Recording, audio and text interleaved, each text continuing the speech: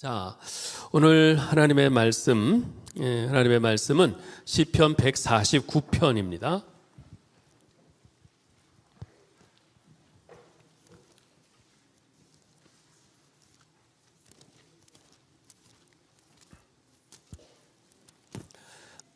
시편 149편 1절부터 9절까지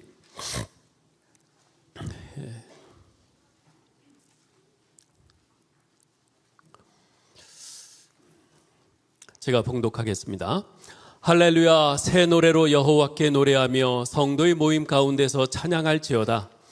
이스라엘은 자기를 지으신 이로 말미암아 즐거워하며 시온의 주민은 그들의 왕으로 말미암아 즐거워할지어다. 춤추며 그의 이름을 찬양하며 소고와 수금으로 그를 찬양할지어다. 여호와께서는 자기 백성을 기뻐하시며 겸손한 자를 구원으로 아름답게 하심이로다. 성도들은 영광 중에 즐거워하며 그들의 침상에서 기쁨으로 노래할지어다. 그들의 입에는 하나님에 대한 찬양이 있고 그들의 손에는 두 날 가진 칼이 있도다. 이것으로 문나라에 보수하며 민족들을 벌하며 그들의 왕들은 사슬로 그들의 귀인은 철고랑으로 결박하고 기록한 판결대로 그들에게 시행할지로다. 이런 영광은 그의 모든 성도에게 있도다. 할렐루야. 아멘. 새 노래로 이제 여호와께 노래하라는 제목으로 잠시 이제 말씀을 드리겠습니다. 앞서 148편에서는 하늘과 우주의 모든 천체와 땅과 바다와 산과 모든 동식물 그리고 모든 나라의 왕들과 백성들 남녀노소 할 것 없이 모든 사람들에게 다 여호와 하나님을 찬양하라 이렇게 말합니다. 148편에서 찬양하라고 하는 것은 전 우주적입니다. 그 이유는 하나님께서 그들 온 우주 만물을 창조하셨기 때문입니다. 그런데 오늘 149편에서는요, 이 찬양하라 하면서 그 찬양자들의 범위가 온 우주 만물에서 구원받은 성도들로 확 줄어듭니다. 1절을 보세요. 성도의 모임 가운데서 찬양할지어다. 2절, 이스라엘은 자기를 지으신 이로 말미암아 즐거워하며 시온의 주민은 그들의 왕으로 말미암아 즐거워할지어다.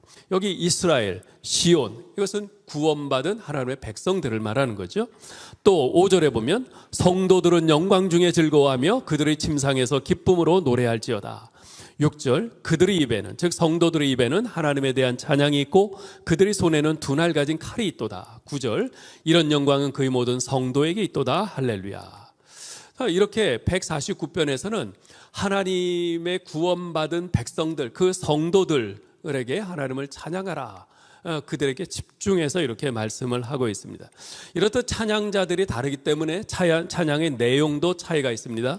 148편에서는 단순히 여호와를 찬양하라 이렇게 하고 있는 반면에 149편에서는 새 노래로 여호와께 찬양하라고 말합니다. 왜냐하면 새 노래는 아무나 부를 수 있는 노래가 아니기 때문에 그렇습니다. 새 노래는 오직 구속의 은혜를 입은 성도들만이 부를 수 있는 찬양이기 때문에 그렇습니다. 여러분, 에베소서 5장 18절 이하에 보면요, 성령의 충만함을 받으라, 사도 바울이 그렇게 권면한 후에 성령 충만한 신자의 특징을 언급하는데 가장 먼저 그 특징을 뭐라고 말하냐면 찬양하는 삶, 하나님을 찬송하는 삶이라고 말씀을 합니다. 제가 35년 전에 우리 화성교회 고등부 전도사로 있을 때 장경재 목사님께서 설교하신 말씀이 기억이 나는데요, 장 목사님 부친께서 예수 믿고 난 후 얼마나 좋으셨든지 그 어르신께서 그 변비로 무척 고생을 하셨는데 그 옛날에 뭐 약이 있습니까? 뭐가 있습니까? 달리 방도가 없어서 대꼬챙이를 항문에 넣어서 변을 빼내곤 하셨대요. 그게 얼마나 고통스럽겠어요. 그런데도 그 고통 속에서 예수님 때문에 너무 기뻐서 덩실덩실 춤을 추셨다고 합니다. 제가 그때 그 말씀을 들으면서 얼마나 큰 은혜가 됐는지 몰라요. 아무리 병들고 아파도 이런저런 실패 속에서 힘들어도 사방이 다 막혀 도저히 헤어나올 방도가 안 보여 답답해도 날 위해 십자가에서 대신 죽어주시고 지금도 여전히 나를 사랑하시는 우리 예수님 때문에 기뻐 찬양하며 덩실덩실 춤출 수 있는 것, 그게 바로 성령 충만한 성도의 삶이죠. 그래서 시인은 오늘 2절에서 이렇게 노래합니다. 이스라엘은 자기를 지으신 이로 말미암아 즐거워하며 시온의 주민은 그들의 왕으로 말미암아 즐거워할지어다. 여러분, 나의 형편이 넉넉해서, 나의 상황이 좋아서 모든 일들이 계획대로 잘 되어가고 형통해서 하나님을 찬양하고 즐거워하는 것이 아닙니다.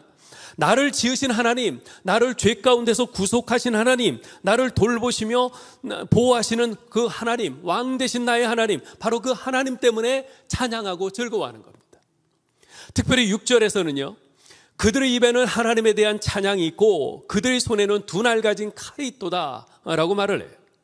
이 말씀은요, 하나님의 구속의 은혜를 입은 성도들에게 주신 놀라운 특권 두 가지를 말씀하고 있습니다. 즉, 구원받은 하나님의 백성에게만 주신 놀라운 특권이 두 가지가 있는데, 하나는 성도들의 입에 우리 하나님에 대한 찬양이 있다는 것이고요, 다른 하나는 그들의 손에 두 날 가진 칼이 있다는 겁니다.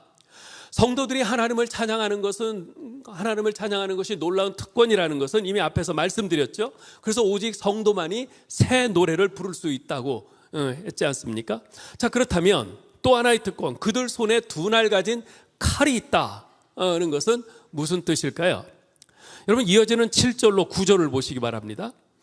이것으로 문 나라에 보수하며 민족들을 벌하며 그들의 왕들은 사슬로 그들의 귀인은 철고랑으로 결박하고 기록한 판결대로 그들에게 시행할지로다. 이런 영광은 그의 모든 성도에게 있도다. 할렐루야. 마치 문 나라들과 전쟁을 해서 자신들을 괴롭히던 자들에게 칼로 복수하는 것 같은 그런 인상을 줍니다. 그러나 이 말씀은 그런 뜻이 아닙니다. 왜냐하면 우리가 믿는 하나님은 그런 하나님이 아니시기 때문에 그렇습니다. 본문에서 말하는 두 날 가진 칼이라고 하는 것은 하나님의 말씀을 의미합니다. 히브리서 4장 12절에서 말씀하죠. 하나님의 말씀은 살아있고 활력이 있어 좌우에 날선 어떤 검보다도 예리하여, 즉 두 날 가진 그 어떤 검보다도 예리하여 혼과 영과 및 관절과 골수를 찔러 쪼개기까지 하며 또 마음의 생각과 뜻을 판단하나니. 이 본문에서 말하는 성도에게 주신 또 하나의 특권, 두 날 가진 칼이라고 하는 것은 바로 이 세상의 어떤 검보다도 더 예리한 하나님의 말씀을 의미합니다. 따라서 본문의 말씀은 하나님께서 당신이 구원받은 백성들에게 두 날 가진 칼, 즉 하나님의 말씀을 주셔서 그들로 하여금 그 말씀을 세상 사람들에게 전하게 해서 그들의 죄악이 그 말씀에 의해서 드러나게 하고 장차 그들에게 임할 하나님의 심판을 선포하신다는 말입니다. 이런 영광을 하나님께서 누구에게 주십니까? 오직 성도에게만 주십니다. 이렇듯 구원받은 하나님의 백성들은 위로는 새 노래로 하나님을 찬양하며 세상을 향하여는 하나님의 말씀으로 세상에 하나님의 통치를 실현하는 특별한 존재들인 것입니다. 그래서 사도 베드로는요, 베드로전서 1장 12절에서 말하기를 이 복음은 천사들도 살펴보기를 원하는 것이라고 했어요. 천사들도 못 갖고 있는 거예요. 하늘의 천사들도 예수 그리스도의 십자가의 보혈로 구속함을 받고 새 노래로 하나님을 찬양하며 하나님의 말씀으로 이 땅에 하나님의 통치를 실현해가는 우리 신자들을 부러워한다는 말입니다. 그러니 우리가 얼마나 대단하고 존귀한 존재입니까? 그러므로 비록 이 땅에서 때로는 가난하고 때로는 병들고 때로는 실패하고 때로는 사람들에게 무시당할 만큼 세상적으로 별 볼 일 없는 그런 모습이라 할지라도 나를 이처럼 사랑하시는 하나님 아버지와 우리 주 예수 그리스도께서 나와 함께 하시고 나를 그토록 존귀하게 여기신다는 이 사실을 명심하면서 어깨와 허리를 펴고 당당하게 하나님의 말씀을 붙들고 나아가시기를 바랍니다. 특별히 오늘은 우가소, 우리 가족을 소개합니다 의 날입니다. 오늘 소개하고 찬양하는 우리 믿음의 형제 자매들, 이 가정들을 보면서 우리가 그들로 인해서 격려받고 위로받고 또 우리가 그들을 격려하고 위로하면서 복된 천국 공동체의 비전을 가슴에 담는 이런 은혜의 시간 되기를 주님의 이름으로 축원합니다.